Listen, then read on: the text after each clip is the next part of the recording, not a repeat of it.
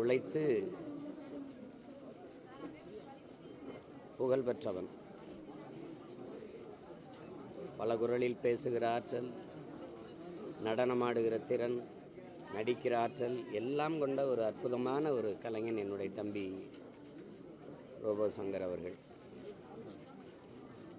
என் மீது மட்டுமல்ல, எல்லோர் மீதும் பேரன்பு கொண்டு நேசிக்கக்கூடிய ஒரு நல்ல இதயம் கொண்ட மனிதன்.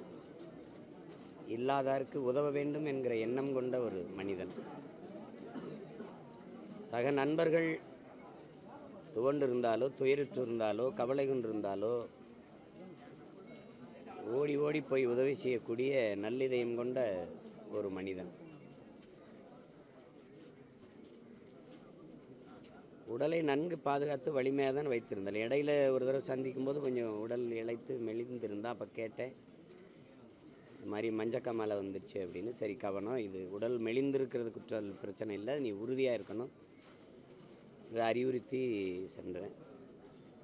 அதுக்கப்புறம் பார்த்து சரியாக தான் இருந்தார். ஆனால் நேற்று இந்த செய்தி கேட்டு நம்ப முடியல, பேரதிர்ச்சியாக இருந்தது. அது திடீர்னு இந்த மாதிரி தம்பி இறந்துட்டாருங்கிற செய்தி ரொம்ப துயரத்தை தந்துச்சு.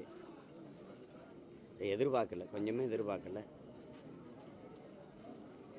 இது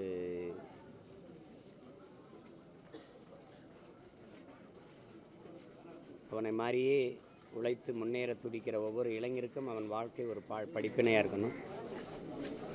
செல்வத்திலே மிக முதன்மையான செல்வம் உடல் நலன்தான். எங்களுடைய ஐயா சைதை துரைசாமி என்னை சந்திக்கும் போதெல்லாம் அறிவுறுத்துறது, உடல் நலமில்லாத கல்வி, உடல் நலமில்லாத செல்வம், உடல் நலமில்லாத புகழ் பயனற்றதுங்கிறது.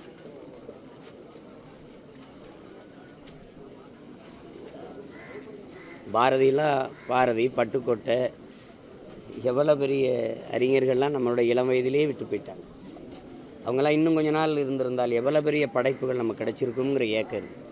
இப்போ அந்த மாதிரி உடல் நலம் பேணணுங்கிறத எல்லா பிள்ளைகளும் கொஞ்சம் கவனத்தில் எடுத்துக்கணும். அது மீள முடியாத பெருந்துயரம். என் தம்பி இழந்து வாடுகிற அவருடைய குடும்பத்தினர், குறிப்பாக என் அன்பு பிள்ளைகள், அவருடைய நண்பர்கள், திரையுலக சொந்தங்கள் எல்லோருக்கும் என்னுடைய ஆறுதல். என் அன்பு தம்பி ரோபோ சங்கருக்கு என்னுடைய இறுதி வணக்கத்தை கண்ணீரோடு செலுத்துகிறேன்.